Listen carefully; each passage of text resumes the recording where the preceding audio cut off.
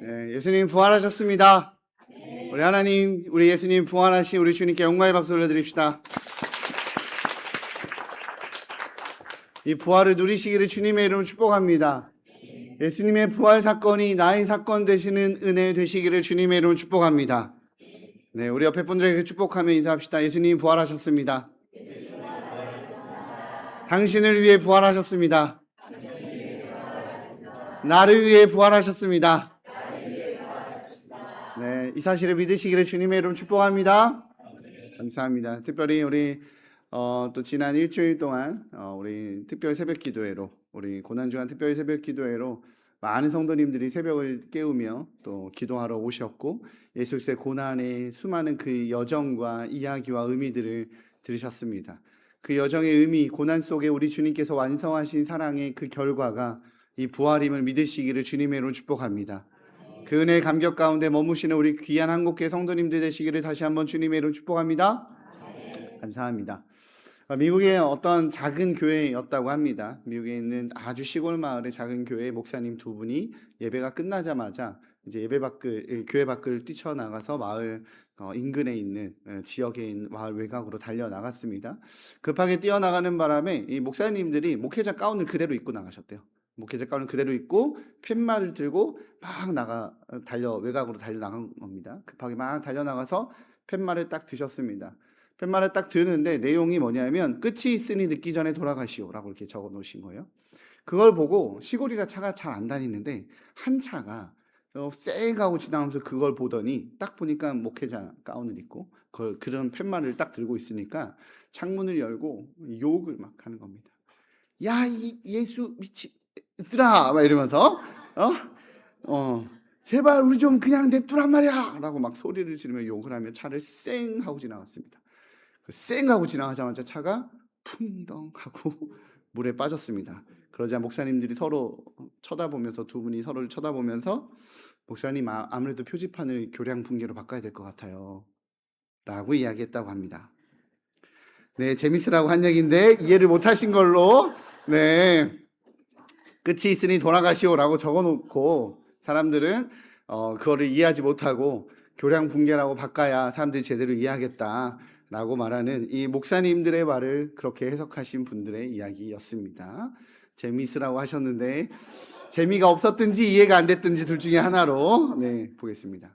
사람들은요, 때로는 있는 그대로를 믿지 않습니다.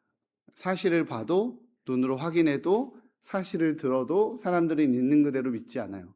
사람들은 본 걸, 들은 걸, 사실을 믿는 것이 아니라 내가 이해한 대로 믿습니다.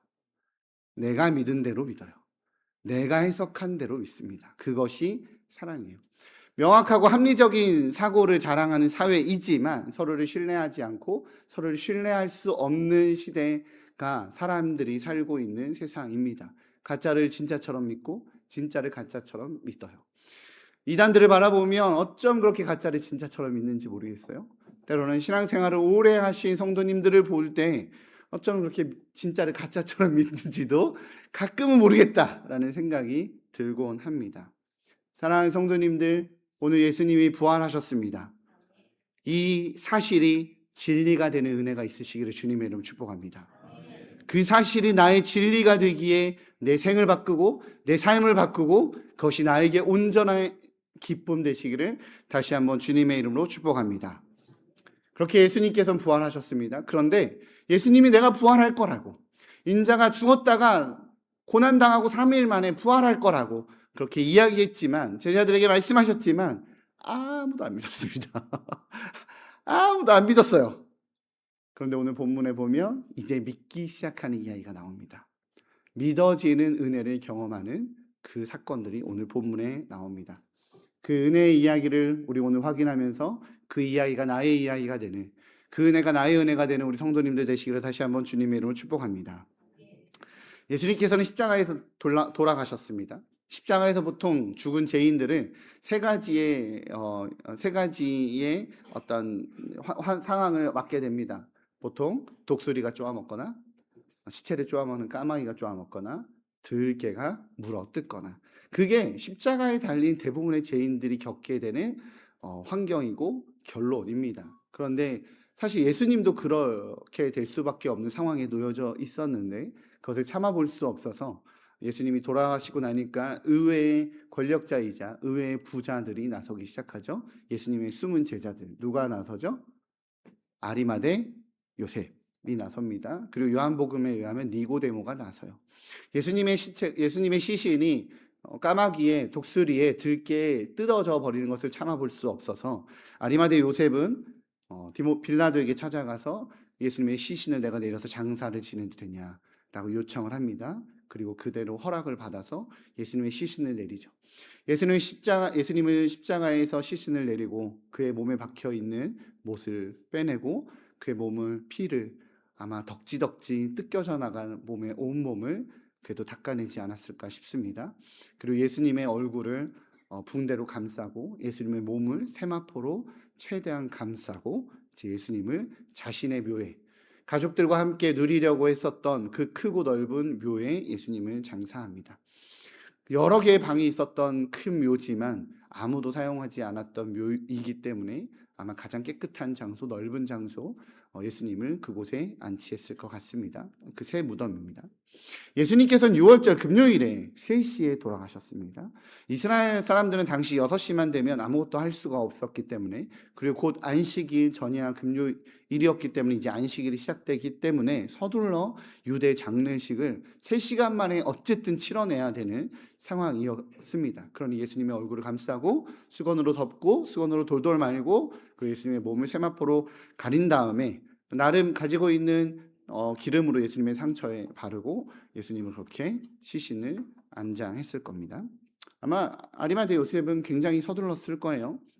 그리고 이 모습을 누가 봤냐면 갈릴리에서부터 예수님을 쫓아온 사람들, 갈릴리에서 예수님께서 행한 수많은 기적을 받고 갈릴리에서 예수님께서 가르친 그 수많은 지혜들, 가르침들을 들으며 따라왔었던 여제자들이, 여인들이 예수님께서 그렇게 시신이 모두 무덤에 안치되는 모습을 상세하게 봤습니다.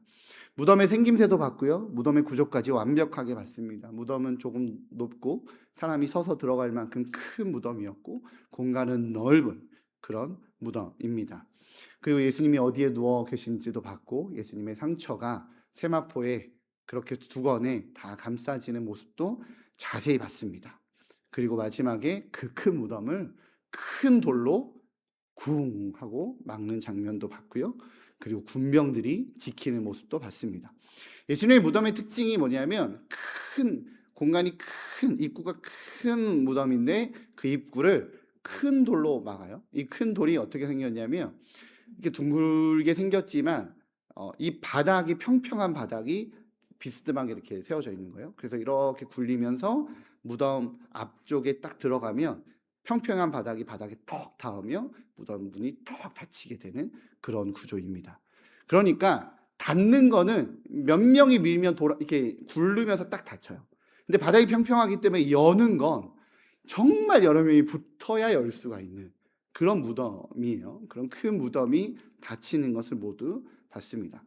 무덤에서 돌아온 여인들은 아마도 금요일 해가 지기 전, 6시간 되기 전에 시장으로 달려가지 않았을까 싶어요. 그리고 예수님의 몸에 바를 수 있는 몰약과 향품과 예수님의 몸에 무언가를 장례를 치를 수 있는 그런 것들을, 왜냐하면 급하게 예수님께서 오후 3시에 돌아가셨고 장례를 치렀기 때문에 그런 향품들을 준비하지 못했어서 그것을 사러 시장으로 달려가지 않았을까 싶습니다. 왜냐하면 이제 6월절이 시작되면 그것들을 못 사거든요. 준비를 못해요. 그런데 이스라엘은 굉장히 덥고 습하고 날이 덥기 때문에 시체가 빠르게 부패합니다. 그러니 그것을 빨리 사서 6월절이 끝난 다음날 아침에 최대한 빨리 새벽부터 가서 예수님의 몸에 발라 예수님의 시체가 부패되지 않도록 하고 싶은 마음에, 그 마음에 그들은 아마 그것들을 준비한 것 같습니다. 드디어 안식 후 첫날이 되었습니다. 오늘 본문 1절입니다. 같이 한번 읽어보겠습니다. 시작.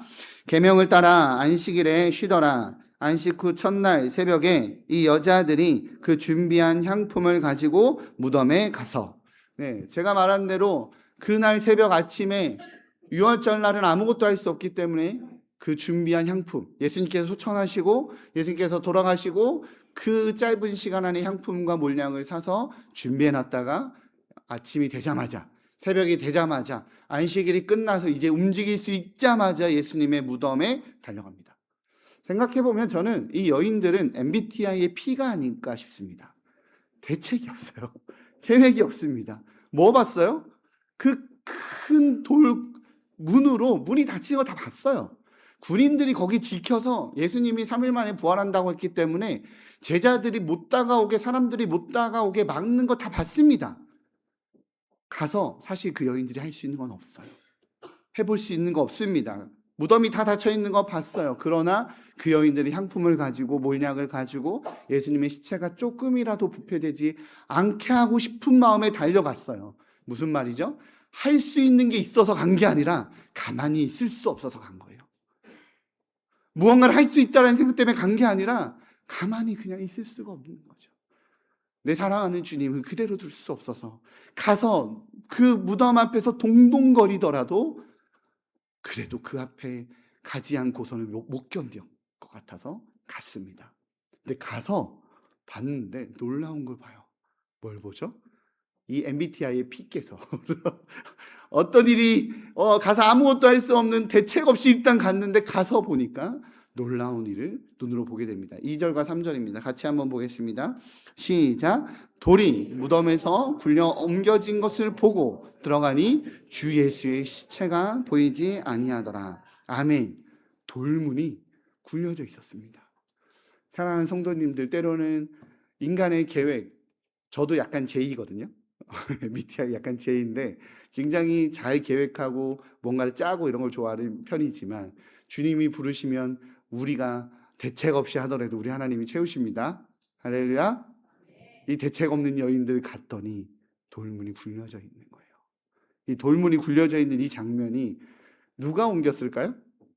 마태복음에 의하면 이렇게 나와 있습니다. 큰 지진과 함께 주의 천사가 내려와 돌을 굴렸댔다 라고 나와 있어요. 마태복음 28장 2절인데요. 제가 읽을게요. 큰 지진이 나매 주의 천사가 하늘로부터 내려와 돌을 굴러내고 그 위에 앉았는데 라고 말합니다. 마태복음에는 돌을 굴려내고라 나와 있고 저희 오늘 함께 보는 누가복음에서는 굴려 옮겨진 것을 보고 나와 있습니다. 이 굴려라고 말하는 헬라어가 뭘 뜻하냐면 돌이 아까도 말씀드렸다시피 바닥이 평평해서 이렇게 힘겹게 힘을 써서 이렇게 열어야 되는데 이렇게 살짝 열려진 것이 아니라 돌이 굴려 치워져 있었다는 뜻이에요. 돌이 굴려져서 옆으로 치워져 있었다는 뜻입니다. 생각을 해보겠습니다. 당시의 유대 지도자들, 종교인들을 보통 뭐라고 얘기했냐면 제자들이 예수의 시체를 밤새 몰래 훔쳐갔다라고 했어요. 밤새 예수님의 시체를 몰래 훔쳐가려면 군병들이 서 있는데 예수님의 시체를 훔쳐가려면 어떻게 해야 돼요? 돌문을 최대한 조용히 조금 이렇게 열어서 사람 하나 지나갈 정도의 공간이 열리면 예수님 시체를 끌어다가 엎든 둘이서 앉든 그렇게 도망가야 되잖아요. 그 돌이 옮겨지는 소리가 얼마나 클 텐데 그것을 옮겨서 저기에 치워놓겠습니까? 돌이 살짝 열린 게 아니라 옮겨 치워져 있던 겁니다. 하나님의 사람들인 천사가 행한 일이었던 거죠. 바로 그 이야기를 성경은 하고 있는 겁니다. 그리고 또 하나 놀라운 사실이 발견되는데요. 뭐냐면 예수님의 시신이 없는데 예수님의 시신이 없는 그 무덤의 모습을 요한복음 20장 7절 이렇게 얘기합니다. 쌌던 대로 놓여 있더라. 쌌던 대로 놓여 있더라. 이 말이 무슨 뜻이냐? 예수님의 시신을 아리마대 요셉이 세마포로 덮고 얼굴에 온몸이 상처였으니까 부패를 조금이라도 멈추게 하려고 산소가 안 들어와야 부패가 그나마 좀 막히니까 세마포로 감싸고 얼굴을 돌돌 말아서 최대한 예수님의 얼굴을 덮었는데 세마포는 옆에 있었지만 예수님의 얼굴을 이렇게 돌돌돌 말았던 수건이 쌌던 대로 놓여 있더라. 헬라어로 보면 예수를 쌌던 모양 그대로 있었다라고 표현해요. 무슨 뜻이냐면 예수님의 몸이 이 얼굴을 감싸고 있었던 이 두건들을 통과한 거예요. 예수님이 부활하실 때. 무슨 말인지 이해되십니까? 그러니까 예수님 쌌던 모양 그대로 예수님 몸이 빠져나가고 그거가 그대로 있는 시체 그 무덤 안에 있었다라는 겁니다. 성경에서 가만히 보면 예수님께서 부활하신 이후에 막 문을 통과하는 장면 나오거든요. 문을 통과하고 이런 장면 나와요. 목사님 그런 거 본 적이 없는데요. 성경에 나옵니다. 네, 나중에 기회가 되면 이렇게 알려드릴게요. 그랬던 것처럼 부활하신 예수님이 영의 몸을 입고 계셨기 때문에 문도 통과하고 여기 있다 저기 계시고 막 이런 장면들 나오는 것처럼 우리 주님이 자기 쌌던 두건을 그대로 통과하시며 부활하신 거예요. 그 두건이, 그 얼굴을 감싸던 수건이 그 무덤 안에 이렇게 그대로 놓여져 있었던 거죠. 그것을 이 여인들이 봤어요. 돌무덤이 저만큼 치워져 있는 것도 봤고, 그 두건이 누군가 베꼈으면 어떻겠어요? 피가 막 묻어 있으니 무슨 뜻인지 아시죠? 이게 이렇게 풀러내면서 피 범벅되고 엉망이 되어 있어야 맞잖아요. 그런데 깨끗하게 감쌌던 모양대로 그대로 놓여 있는 것도 봤어요. 이 모든 것을 봤음에도 불구하고 이 여인들이 당황스러워서 어쩔 줄 몰라하니 이 번쩍거리는 옷을 입은 젊은 남자들이 설명을 해줍니다. 정답을 알려주죠. 6절과 7절입니다. 같이 읽겠습니다. 시작.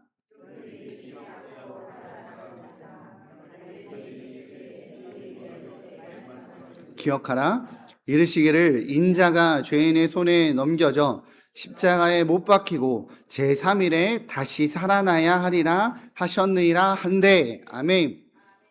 누가복음에 처음에 사가랴의 아들 요한이 태어나는 것도, 예수님이 태어나는 장면도 천사의 현현을 통해서 알려줍니다. 그리고 누가복음의 끝에는 또 천사가 동일하게 등장해서 이 모든 일들을 알려줍니다. 즉 누가복음의 전체의 이야기들은 하나님께서 직접 당신의 천사를 보내서 모두 진행하셨다, 하나님의 개입이 있었다라는 것을 사도 누가는 알려주고 있는 겁니다. 사도 누가의 신분이 의사였어요. 그리고 역사가였습니다. 그래서 사도 누가는요, 다른 복음서와는 다르게 시간의 순서대로 글들을 쓰거나 아니면 그것들의 증거를 알려주기 위해서 당시 왕이 누구였는지, 당시 총독이 누구였는지를 꼭 밝히는 역사가 특유의 흔적들을 누가복음에는 꼭 기록해 놓았습니다. 그런데 그런 그가 일부러 누가복음의 처음과 끝에 천사가 그 일들을 했다라는 내용을 굳이 넣습니다. 왜냐하면 우리 하나님이 직접적으로 행하신 일들이기 때문에 그렇습니다. 이 천사들이 한 행동이 무엇입니까? 예수님 어디 갔는지 내가 알아. 거기 가서 예수님 만날 수 있어 라고 말하는 이 이야기를 해준 것이 아니라 그 여인들이 예수님의 말씀이 기억나도록, 예수님께서 내가 갈릴리에 있을 때 십자가에 달려 죽었다가 3일 뒤에 살아나리라 라고 하신 예수님의 말씀이 기억나도록 도왔습니다. 그러자 이 여인들이 그것을 기억합니다. 8절에 이렇게 나와 있습니다. 같이 읽겠습니다. 시작. 그들이 예수의 말씀을 기억하고. 아멘. 사랑하는 성도님들, 예수님의 말씀은 말하신 그대로 이루어집니다. 믿으십니까? 예수님께서 내가 부활하겠다라고 말씀하신 그대로 부활하셨습니다. 주님의 예언은 언제나 선포된 그대로 이루어졌어요. 아버지께서는 돌아가셨지만 내 마음이 살아계셔 라고 말하는 문학적 표현을 이야기하시는 것이 아니라 역사 속에 개입하셔서 내가 그 일을 행하겠다라고 하시면 그 일은 그대로 이루어졌습니다. 우리 주님의 말씀은 실제입니다. 믿으십니까? 우리 주님의 말씀은 있는 그대로의 역사적 사건입니다. 믿으십니까? 해석의 문제가 아니라 그것은 사실이에요. 오늘 이 천사는 그 사실을 알려주고 있는 겁니다. 근데 중요한 것은 그 사실을 알려줬을 때에 그들이 바뀐 것이 아니라 성경은 그때 그 이야기를 듣고 예수님의 말씀을 기억하니 바뀐 거예요. 예수님의 말씀을 기억하고 예수님의 말씀을 받아들이고 예수님의 말씀이 내 안에 들어오니 바뀐 겁니다. 그때 돼서야 믿게 된 거예요. 이제 여인들이 바빠졌습니다. 여인들은 뭘 해야 됩니까? 이 놀라운 소식을 전해야만 했습니다. 여인들은 자신들이 보고 직접 확인한 거, 굴려진 돌무덤과 자신들의 눈에 본 거, 자신이 만난 천사 이야기들을 제자들에게 전합니다. 역사상 가장 위대하고 놀라운 소식이 누구를 통해 전해지죠? 여인들을 통해 전해져요. 당시에 가장 권위가 없고, 당시에 가장 권한이 없고, 당시에 사람들이 가장 귀 기울이지 않는 존재인 연약한 여인들을 통해 예수님의 부활 소식이, 복음 소식이 전해집니다. 사도 누가는 이 사실을, 이것을 전한 이가 누군지를 굳이 알리려고 그 이름을 일일이 다 걸어내요. 10절입니다. 같이 읽겠습니다. 시작. 이 여자들은 막달라 마리아와 요한나와 야고보의 모친 마리아라. 또 그들과 함께한 다른 여자들도 이것을 사도들에게 알리니라. 아멘. 다시 한번 우리가 좀 생각해 보아야 될 기점이라고 생각됩니다. 예수님의 부활의 소식을 전한 것이 누가 아니죠? 제자들이 아니에요. 제자들이 아니라 여인들이었어요. 사랑하는 성도님들, 우리 주님은 가장 연약한 지체들을 통해 하나님 나라의 일을 확장시키십니다. 믿으십니까?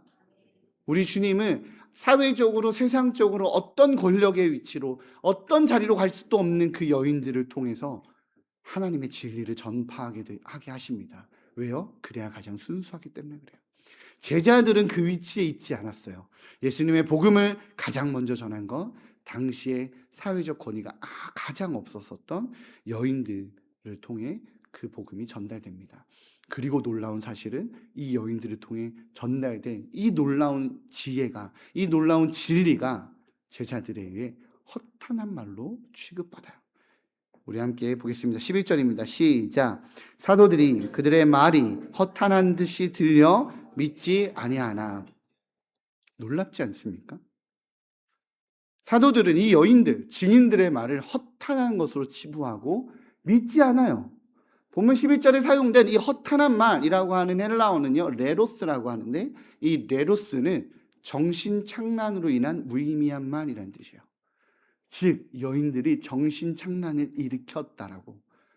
미쳤나? 라고 생각한 거예요. 제자들이.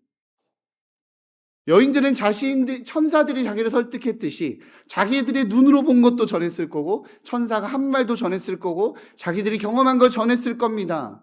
그런데 이 제자들이 허탄한 듯하여 믿지 않아요. 단 한 명만 그나마 확인하려고 합니다. 확인하려는 의지를 보이죠? 베드로입니다. 12절입니다. 같이 보겠습니다. 시작.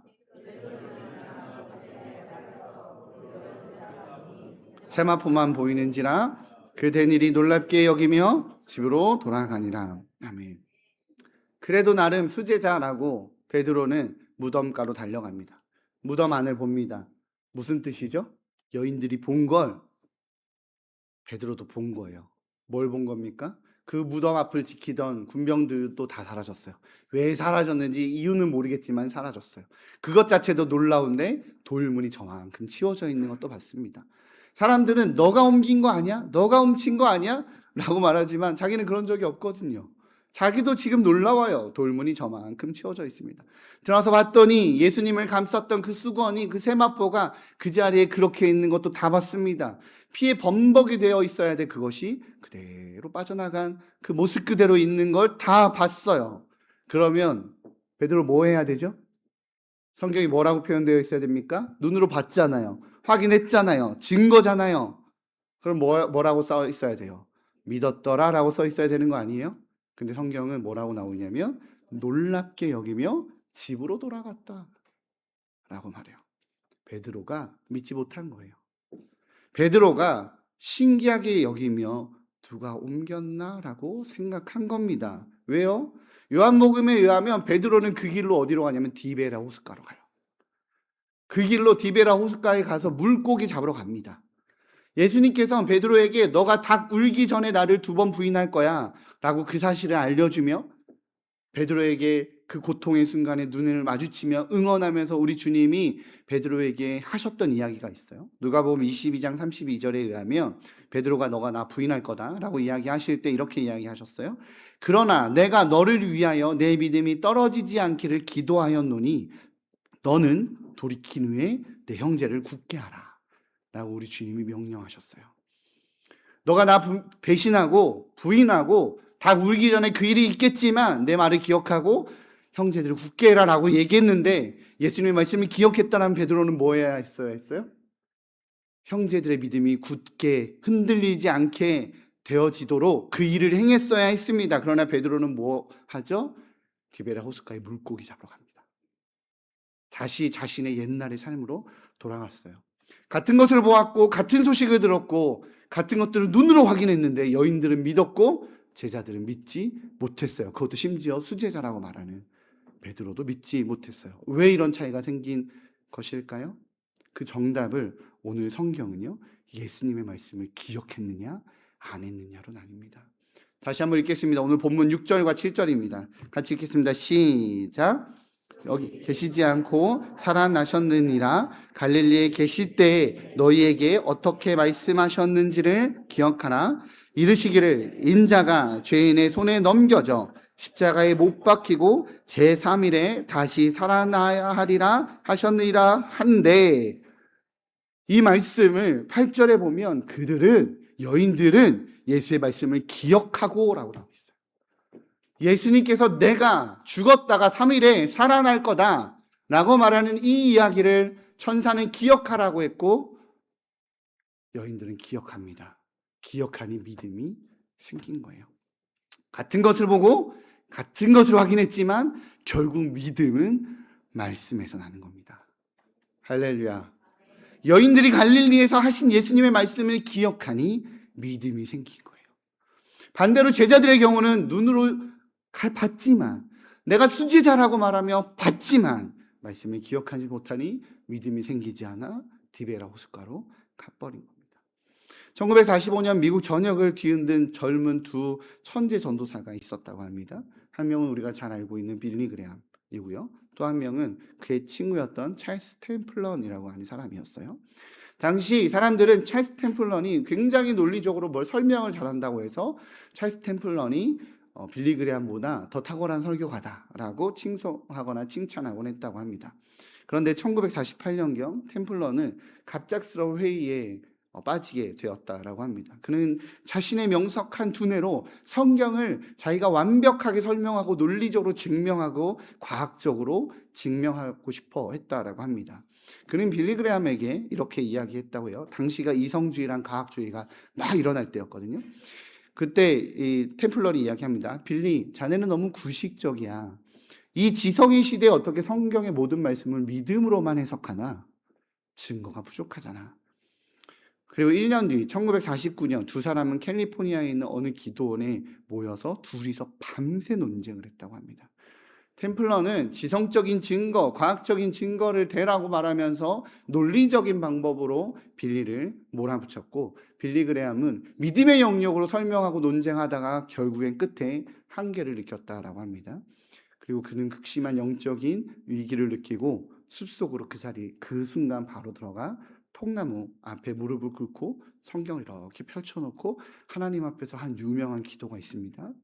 하나님, 저는 성경을 모두 다 이해할 수 없습니다. 내 머리로는 아직도 어렵고 아직도 이해되지 않고 아직도 힘겨운 말씀들이 있습니다. 증거도 다 알지 못합니다. 하지만 이 성경이 하나님의 말씀임을 믿습니다. 주님의 약속임을 신뢰합니다. 주님 말씀으로 나를 지도하여 주옵소서. 기도합니다. 시간이 지나자 탁월한 설교가로 칭송을 받았던 찰스 템플리는 결국에는 신앙을 떠나 저널리스트의 길을 걷게 됩니다. 그리고 그의 말년에 하나님과의 작별이라는 책을 써요. 그리고 그의 책을 통해서 그는 말년에 자신이 경험한 이 비참한 허무에 대해서 고백합니다. 반면 그날 밤에 말씀을 믿음으로 받아들이게 된, 말씀이 나를 다스리게 해달라고 고백하게 된 빌리 그레함은 전 세계 수억 명에게 복음을 전하는 위대한 설교가가 되죠. 오늘의 본문의 여인들이 그러한 것이 아닌가 싶습니다. 여인들은 무덤이 비어있는 이 현상을 보고 믿은 것이 아니라 6절의 말씀처럼 갈릴리에 계실 때 하신 그 말씀을 기억해냈을 때 비로소 예수님의 부활이 자기 사건이 되는 은혜를 경험한 것입니다. 사랑하는 성도님들, 증거가 믿음을 만드는 것이 아니라 말씀이 증거를 해석해 줄 때 우리에게 그 증거가 진정한 증거가 되는 것입니다. 이 사실을 믿으시기를 주님의 이름으로 축복합니다. 다시 고백합니다. 증거가 믿음을 만드는 것이 아니라 말씀이 증거를 해석해 주는 것입니다. 할렐루야. 그러니 말씀과 가까이 지내시기를 다시 한번 주님의 이름으로 축복합니다. 오늘 여인들과 제자들이 예수님의 부활의 증거를 보았습니다. 그러나 그들이 믿게 된 것은 예수님의 말씀을 기억할 때 믿게 되었습니다. 증거들은 예수님의 말씀을 받아들이게 되는 통로였던 것입니다. 그래서 우리가 부활을 믿게 되었습니다. 말씀이 우리를 인도하시고 말씀이 우리를 설득하시고 말씀이 우리의 심령을 울려서 우리는 부활을 믿게 되었습니다. 할렐루야. 사도 바울도 하나님의 수없이 많은 사람들도 예수님을 본 수없이 많은 사람들이 있었지만 그들이 그 증거를 보고 믿은 것이 아니라 사도 베드로의 설교를 듣고 말씀을 듣고 5,000명이 8,000명이 주님 앞에 돌아왔습니다. 사도 바울은 예수님이 부활하신 걸 눈으로 보지 못했어요. 그러니 예수님을 따르는 사람들을 수없이 많은 사람들을 핍박하고 그들을 처형하려고 쫓아다녔습니다. 그러나 그에게 주님의 말씀이 임하자 다메섹 도상에서 우리 주님의 말씀이 임하자 그가 예수님을 믿게 된 것입니다. 사랑하는 성도님들, 우리는 2000년 전에 예수님을 눈으로 보지 못했고 손으로 만지지 못했지만 우리는 예수님의 부활의 시대를 살지는 못했지만 우리가 예수님의 부활을 믿게 된 것은 온전히 말씀의 은혜 덕분입니다. 이 귀함을 잊지 않으신 우리 성도님들 되시기를 주님의 이름으로 축복합니다. 기록된 말씀, 주님의 말씀이 우리를 설득시켜셨고 깨닫게 해주셔서 받아들이게 된 거예요. 오늘 선포된 이 주일의 말씀이 선포된 이 말씀이 우리 성도들에게 그 진리에 이르게 되는 은혜가 되시기를 주님의 이름으로 축복합니다. 장로의 신학대학교 이연길 교수는 그러하기에 우리가 바로 부활의 증거다라고 말합니다. 여인들도 제자들도 빈무덤의 현장을 보았지만 믿지 못했습니다. 그럼에도 불구하고 주의 말씀은 이들을 설득시켜서 가르치셔서 믿게 하셨습니다. 그 주님께서 오늘도 여전한 열심으로 우리를 설득시키시고 가르치십니다. 그리고 그 진리에 설득되어 이 자리에 예배자로 있는 여러분들이 바로 부활의 증거입니다. 그 사실을 믿으시기를 주님으로 축복합니다. 우리 주님이 오늘도 우리를 열심히 설득하고 계십니다. 말씀으로, 감동으로, 깨달음으로 설득하고 계십니다. 그리고 옆에 있는 살아있는 부활의 증인들을 통해 우리를 설득하고 계십니다. 우리 옆을 한번 돌아보시기 바랍니다. 2000년 전에 존재하지 않았기에 내 눈으로 보지 못했지만 내 손으로 만지지 못했지만 성령님의 설득하심으로 믿음을 갖게 된 증인들이 바로 이 자리에 있습니다. 여러분들이 살아있는 증인이고 증거입니다. 여기에 함께 부활의 증거의 사람들과 함께 성도들과 함께 우리 이웃에게 또 가족에게 열방에게 복음을 전하는 증인의 삶 살아가시는 우리 한국교회 성도님들 되시기를 주님의 이름으로 축복합니다. 기도하겠습니다. 사랑해 주님 감사합니다. 하나님, 주님이 나를 설득시키셨고 나를 변화시키셨습니다. 때로는 주님을 알지 못해 세상의 길로 따라갔고 세상은 내 방식과 내 지식과 내가 알고 있는 그 뜻대로 세상을 살아보려 했었습니다. 그러나 주님이 나를 살리셨고 나에게 찾아오셨고 나를 설득시키셔서 주님, 내가 부활의 증거로 여기 있게 하여 주셔서 감사합니다. 주의 말씀이 언제나 나를 좌정하시도록 주님께 나를 내어드리는 증인의 삶 사는 저희 되게 하여 주옵소서. 감사합니다. 우리 주 예수 그리스도의 이름으로 기도합니다.